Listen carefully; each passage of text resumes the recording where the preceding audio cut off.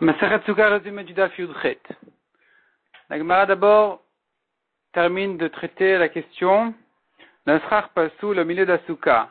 Est-ce qu'il rend la souka tout entière psoula à partir de 4 tfachim de srach pasoul, ou bien tant qu'il n'y a pas 4 amot de srach pasoul, la souka est encore kshera malgré qu'en dessous de ce srach pasoul il est interdit de manger ou de dormir. Donc la Gemara développe un peu ce sujet en amenant des preuves pour et contre, et la Gemara résout toutes les objections. Après ça, la Gemara parle d'un avir, de l'air. C'est-à-dire, s'il y a un trou dans le srach de 3 sur 3 tfachim, alors il est clair que si cet espace-là se trouve sur les côtés de la souka, le srach n'arrive pas jusqu'au mur, il y a 3 tfachim d'espace, eh bien, s'il y a moins de 3 tfachim d'espace, on tient du principe de la voûte qui veut dire, je considère comme si le srach arrivait jusqu'au mur et que c'est kasher. Si maintenant, cet espace-là se trouve au milieu de ma souka, donc un vide de l'air de moins de 3 tfachim, la Gemara ramène là-dessus une marloquette, est-ce qu'on tient du principe de la voûte même au milieu de la souka ou pas? Avant ça, la Gemara avait dit que de l'air de 3 tfachim au milieu d'une grande, enfin dans une grande souka, au milieu ou sur les côtés, selon les avis qu'on vient de voir, si c'est dans une grande souka qui fait plus que 7 sur 7, eh bien la souka elle reste kshera du moment que j'ai moins de 3 tfachim d'air. Si j'ai 3 tfachim d'air, je peux les diminuer en mettant aussi bien du srach kasher que même du srach pasoul, parce que je n'ai pas 3 tfachim de vide, et qu'en tant que srach pasoul jusqu'à 4 tfachim minimum, c'est-à-dire jusqu'à 4 tfachim, c'est sûr selon tout le monde que la souka n'est pas en problème, n'est pas psoula, donc je peux diminuer mon air de moins de 3 tfachim, enfin mon air de 3 tfachim je peux le diminuer, en mettant là-bas soit un roseau, soit un srach pasoul, un petit quelque chose de pasoul, ça va aussi. Si par contre ma souka est une souka minimum, de 7 tfachim sur 7 tfachim, là je ne peux pas tolérer 3 tfachim au milieu de la souka, même si j'ai diminué le vide de ces 3 tfachim là, l'air, avec un morceau de quelque chose qui est pas soul comme srach, la souka elle reste quand même soula. Il faudrait diminuer ces 3 tfachim avec du srach kasher, avec un roseau. Après ça, comme on a vu la marloquette, est-ce qu'au milieu de la souka, on peut dire la voûte ou pas? La Gemara ramène les preuves de chacun. Après ça, la Gemara dit, donc si au milieu de mon toit, j'ai mis du srach, il n'y avait pas de plafond là-bas, j'ai mis du srach, et que le srach est loin des murs, jusqu'à 4 amot, on peut dire dofen akuma, mais à partir de 4 amot, on ne peut plus dire dofen akuma, on ne considère plus les murs comme s'ils s'étaient penchés jusqu'au toit, jusqu'au srach, donc la souka est soula. La Gemara dit encore une autre halakha qui n'a rien à voir avec les l'ilchot souka, simplement c'est le même tana qui l'a ramené, donc elle est ramenée ici aussi au passage. Certains petits poissons qui étaient connus à l'époque, ils sont permis, et si ça dépend de quel endroit ils viennent. Il y a des endroits où il n'y a pas de mélange de poissons pas cachers, et donc ils sont permis. Il y a des endroits où il y a du mélange de poissons pas cachers dedans, on a du mal à les reconnaître, donc tout est interdit. La Gemara dit en fait, ça dépend aussi des fleuves. Il y a un fleuve où je sais que à cet endroit-là, il y a les poissons interdits ne grandissent pas là-bas, ils se multiplient pas là-bas, donc je ne les crains pas. Mais à partir du moment où on a détourné les autres fleuves là-bas, donc tout est interdit parce que les poissons ils viennent de loin, ils rentrent là-bas aussi. La Gemara ensuite revient à Souka, et la Gemara dit comme ça, si j'ai 3 maisons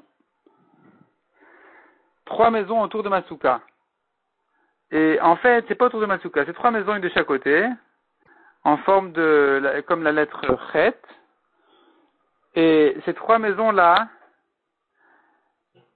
il y a devant chaque maison, à l'intérieur de la cour qui est entre les 3 maisons, il y a un préau qu'on appelle Arsadra, c'est-à-dire l'endroit en dessous du préau s'appelle Arsadra.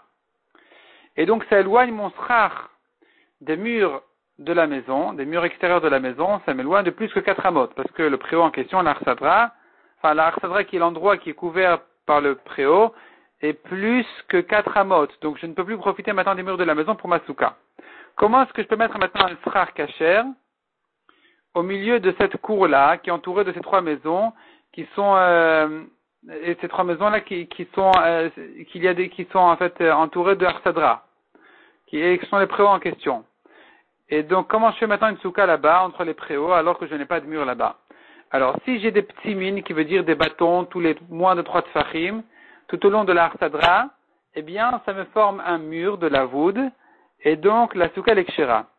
si ces bâtons-là sont après le préau, donc ils sont proches de la souka et la souka est kshira. Si je n'ai pas ces petits mines, ces barreaux en question, comment je fais pour faire mon strach là-bas? Eh bien, c'est une marloquette. Selon Abaye, la souka elle est quand même kshira.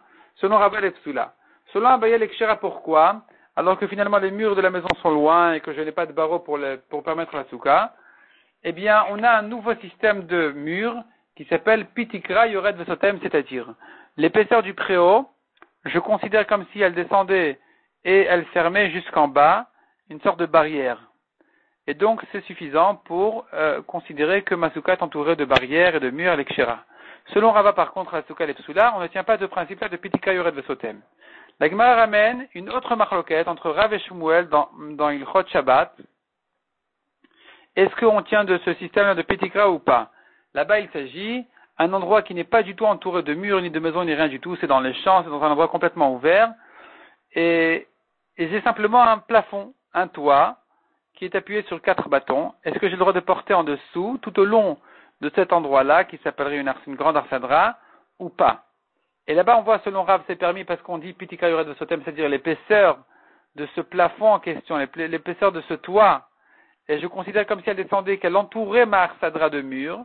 Et donc c'est un endroit, un domaine qui est isolé dans lequel j'ai le droit de porter d'un bout à l'autre. Selon Shmuel, par contre, on ne tient pas ce principe de Pitikra Yored Vesotem. Et donc il est interdit de porter plus que 4 amot dans cette arsadra en question. La Gemara dit, selon Shmuel, il est clair qu'il n'y a pas du tout de principe de Pitikra Yored Vesotem. Selon Rav, qui tient ce principe-là de Pitikra Yored Vesotem dans l'arsadra à propos de Shabbat, qui me permet donc de porter là-bas en profitant de mon Pitikra Yored Vesotem, en ce qui concerne Souka, il n'est pas évident de savoir que dira là-bas Rav. Il se peut que Rav dira dans la Souka aussi qu'elle est kshira en profitant de ce pitikra, des préaux. Il se peut que Rav sera d'accord là-bas que la Souka est psoula, puisque les préaux ont été faits non pas pour la Souka, mais pour ce qu'il y a en dessous. Et puisque ça n'a pas été fait pour la Souka, je ne peux pas profiter d'un pitikra pour l'extérieur. Je peux profiter de mon pitikra pour l'intérieur, c'est-à-dire mon plafond, il me forme des murs autour de moi. Mais si c'est le plafond d'à côté, il ne peut pas me former des murs que je pourrais moi-même en profiter. Et c'est pour ça que donc on reste en marloquette entre Abaye et Rava à propos de la souka. Même selon Rav qui permet le pitikra en principe, ici il n'est pas évident de profiter de ce système de pitikra pour permettre la souka.